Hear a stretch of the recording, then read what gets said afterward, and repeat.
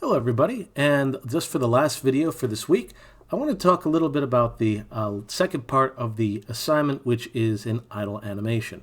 So for this, the idea of this is you just basically want to have your character in a standing pose with little elements to make them look like they're a little bit more alive. In other words, not stiff or anything else like that.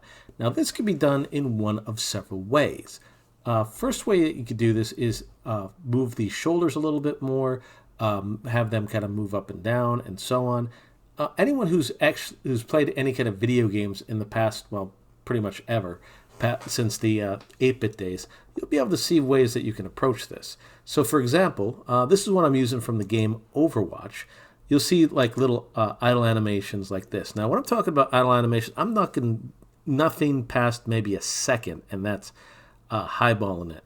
Now you'd want these idle animations, at least when you're getting started with this, something that could loop almost indefinitely. So like for example, if you have it in a certain area, you should be able to loop within each other and such. So let's see if we can find another one. Yeah, so what we're having here with McCree, we see his shoulders going up and down. I'll actually bring that back.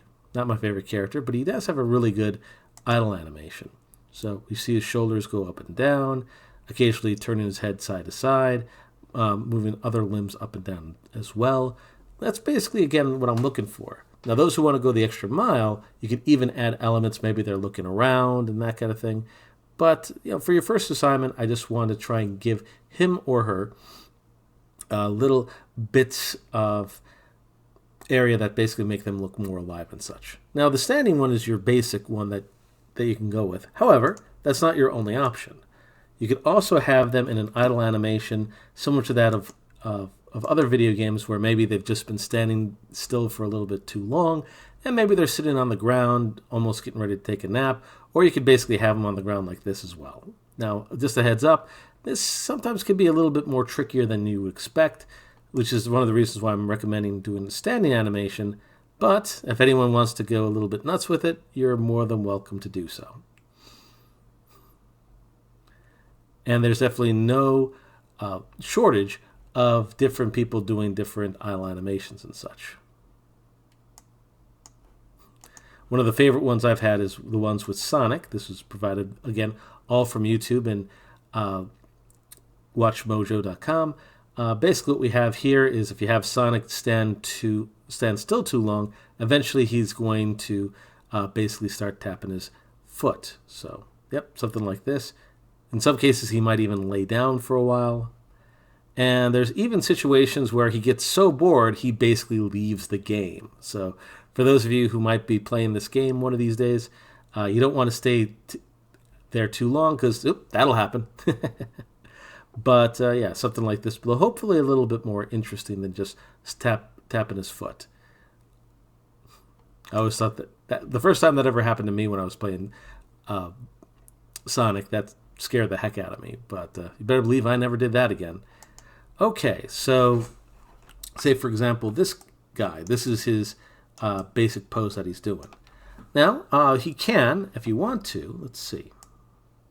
So if he's going to be there for a full second, what I would do is first get him into a full body pose, and usually just to make this easier so it's more loopable, I would basically do a full body save over here.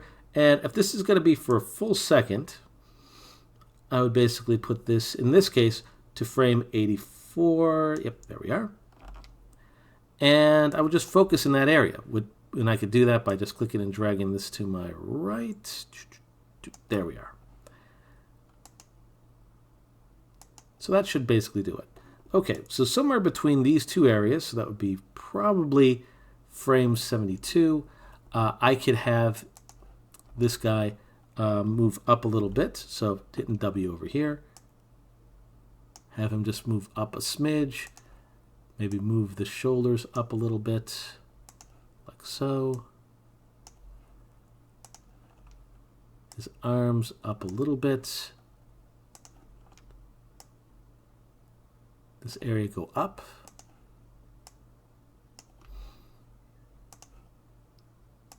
And maybe move his head down.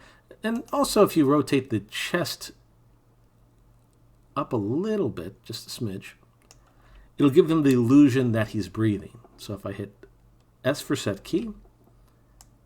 It should hopefully make him look like he's breathing. This might be a little on the fast side, so I might actually want to slow this down a little bit. Yeah, in fact, it probably will.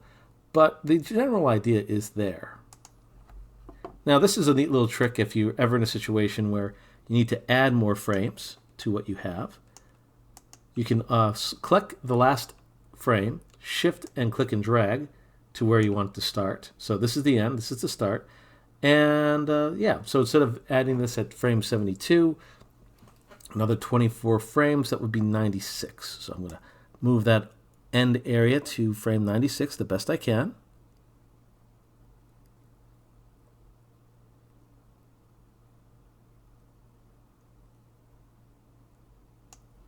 Okay, that looks like it should do it.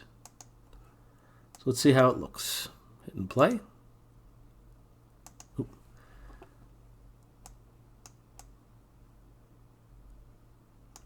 And if it doesn't work in the right way, you could just basically move this stuff over like that. So I'm kind of doing this the old-fashioned way, but that's fine. Okay.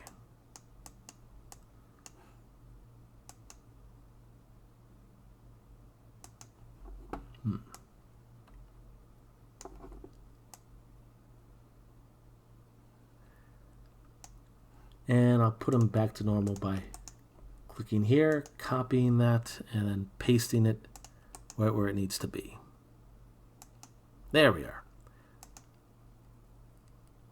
Again, sometimes experimentation will basically give you some pretty good looking fruit once you do it properly. And again, this is a very quick idle animation. If I took the time, I probably could even do more stuff with it. In fact, I am going to try and do some more stuff with this. Because, well, I'm pretty happy with what I have. I still think we could do better. So if you want to take it the extra mile, it wouldn't be a bad idea to add a blink to it. So I'm going to actually do that right now. So let's see here. Now, first off, I'm going to add 2 more seconds. So I'm going to take these 2 frames, right-click, copy. Although I might want to do it one at a time, but we'll see if we can do them both at the same time. Okay, so this is going to go to frame 120-ish or so. Right-click, paste.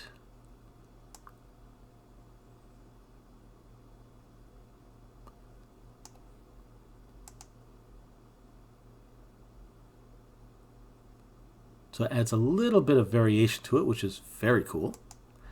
And if I wanted to blink, I can do that now.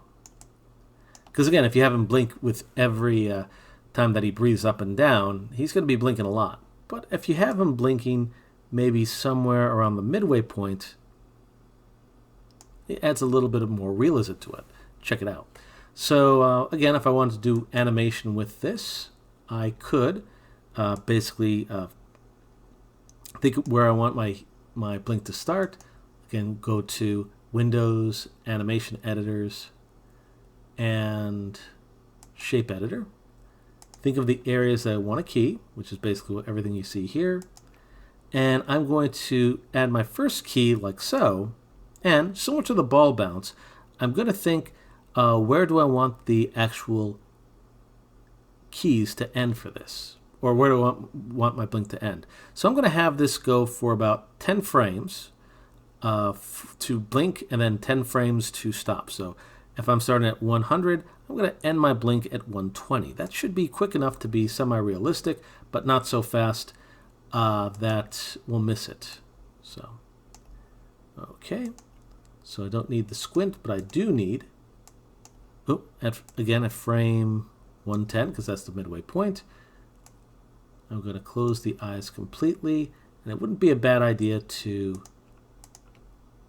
bring this area in just a bit, and the squint just a bit. Now there we go. Although maybe I'll open the eyes a little. There we are. That's the ticket. And if everything works the way it's supposed to, once I key this area as well, it should, not only should I have my movement, but I got that blink in there too. So again, that's one of the reasons why I had it repeat once before adding that blink, because just those small little details will add a world of difference to your character.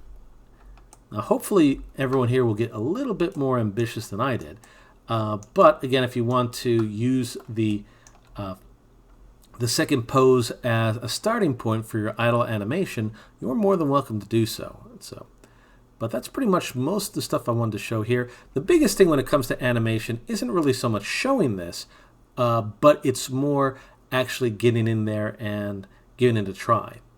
So again, try to get your poses first, and then just try to do something as simple as an idle animation. Once you have these elements, trying to do more dynamic motions will eventually come.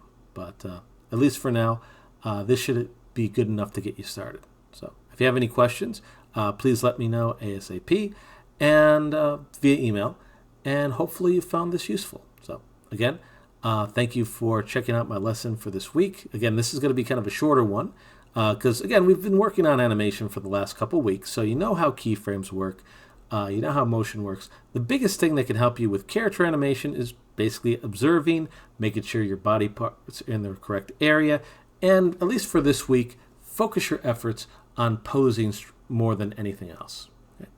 Well, we'll just end it right now, and I hope everyone has a good day, and I'll see you on the next one.